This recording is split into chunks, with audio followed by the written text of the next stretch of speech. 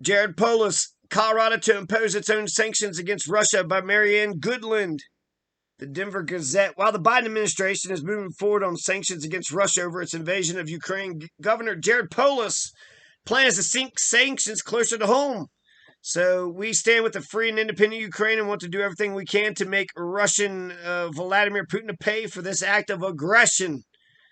Polis said his administration will take the following steps. Number one, request the Public Employees Retirement Association, the state pension plan, and the state treasury to divest itself of any Russian-owned assets. Number two, ask the state's public colleges and universities to remove Russian assets from its endowments. Number three, remove Colorado from the Russian consular office in Houston to further isolate Russia and penalize Putin. Number four, take steps to strengthen and harden cybersecurity against Russian-backed attacks. And number five, review all state contracts and subcontracts to see if the state is doing business with Russian-owned companies and terminate them. Yeah, what about like Russian-owned houses and properties and whatnot? Russian corporations, definitely. We expect them to review any research projects or grants with Russia. Polis said of the state's higher education institutions. Executive order, state contracts. The actions are not aimed at the Russian people, Polis said in a Facebook video released minutes ago. Instead, they target the authoritarians in the Russian government who choose to invade another country. Colorado will not stand for this attack on freedom and democracy. The attack has already affected the price of oil, driving it past $100 a barrel. While today's actions are aimed at isolating and penalizing Russian aggression, Polis said the state needs to address the impact on Coloradans as well. The governor said he supports the bill by U.S. Senators Mark Kelly and Maggie Hassan of New Hampshire to suspend the 18-cent per gallon federal gas tax. Jared Polis in a Facebook video said war, violence, chaos threaten the very foundations of global economy and national security. The state of Colorado stands by Ukraine and its citizens, the governor said, adding the fabric of the state is strengthened by immigrants, including the 11,000 Ukrainians living in Colorado outside the state capital. A rally in support of Ukraine drew about 100 people.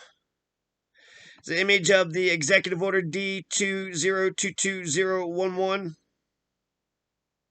On February 24, 2022, Russian troops invaded the sovereign democracy of Ukraine. This is a premeditated, unjustifiable attack that has already led to the loss of life. Colorado is home to approximately 11,000 Ukrainian Americans, many of whom still have family in Ukraine. We stand in support of Ukrainian Coloradans and their family and countrymen in Ukraine whose lives, liberty, and freedom are threatened by the large-scale Russian invasion. I call on all Coloradans to support their Ukrainian neighbors, donate to organizations supporting Ukrainian humanitarian efforts, and to support any Ukrainian refugees that come to Colorado as a result of this conflict. Colorado has already welcomed 270 Ukrainian refugees over the past 10 years, and we will welcome more people in the months to come who are displaced. I also urge Coloradans to support, not disparage, our fellow Russian Coloradans, many of whom are horrified and alarmed by the Russian government's military aggression toward Ukraine.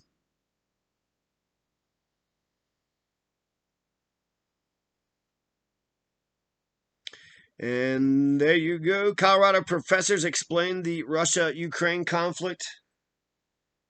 Can you explain this conflict to me? Well, you got Russia, right? And they want to take over Ukraine and keep it for themselves. Ukraine they're their own country, so they don't want to be taken over. They want to keep on being their own country. Russia doesn't like that Ukraine is their own country. Russia is like, nah, Ukraine, you don't have a right to exist, but they do have a right to. Ukraine's existed my entire life. My entire life, Ukraine has been on the map, so I don't even know what the hell. Russia views Ukraine as a geopolitical buffer. Ukraine, number one, is known as sort of the breadbasket of Europe, like Nebraska and Iowa, Kansas. Lots of agricultural production. They also have important minerals. All right. That's enough of you professors. How about this article here from The Independent?